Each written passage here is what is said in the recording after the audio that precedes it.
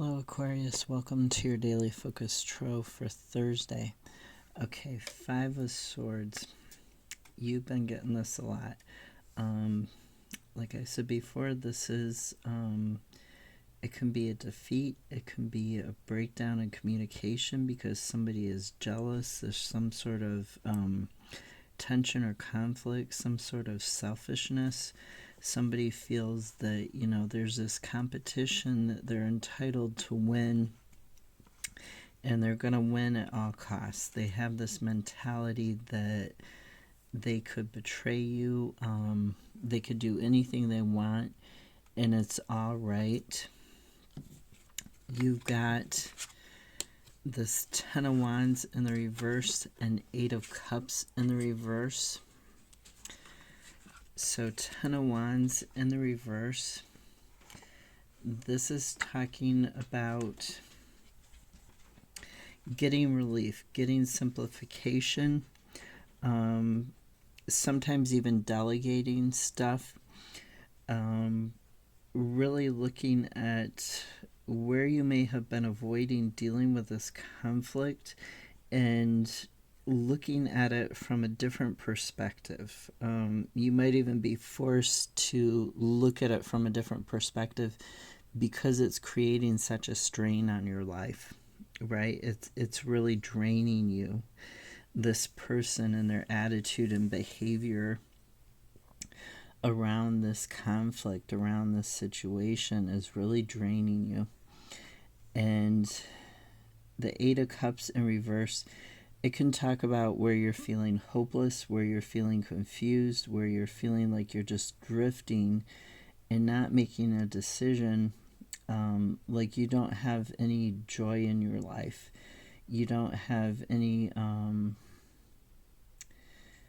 whatever the situation is no longer has value to you, whether it's a relationship or a job or something else.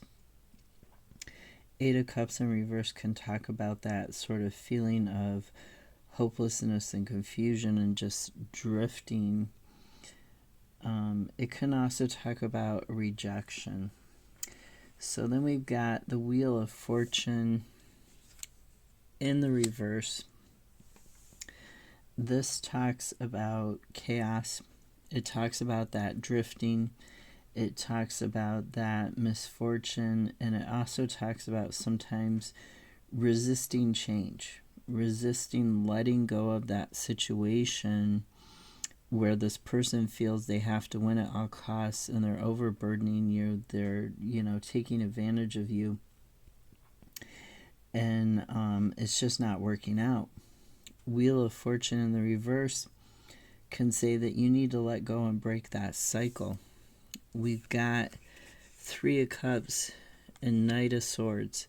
So you're looking to take action to transform your thinking when you're moving forwards.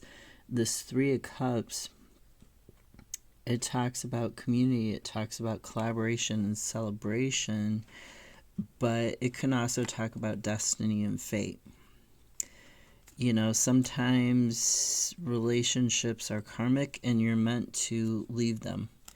You're meant to move away from them after you've learned a lesson or after a certain point in the relationship.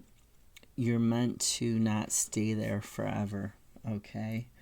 And be stagnant in it. So you're really looking at trying to transform things, trying to move forwards and get out of this. Transform your thinking around the situation, around this person who feels they have to have victory.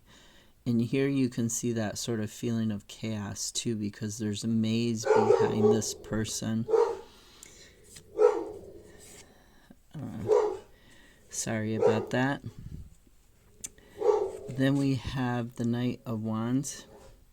The Knight of Wands talks about taking action towards your transformation, really examining yourself, looking at where you can get this balance in the give and take, and where you can change that and improve that, and taking action to transform that, to get to that next step, that next level, And then we have the Wheel of Fortune in the upright, talking about that change. The Ace of Swords, talking about a breakthrough and clarity in your thinking in regards to how you're planning to get out of this negative situation.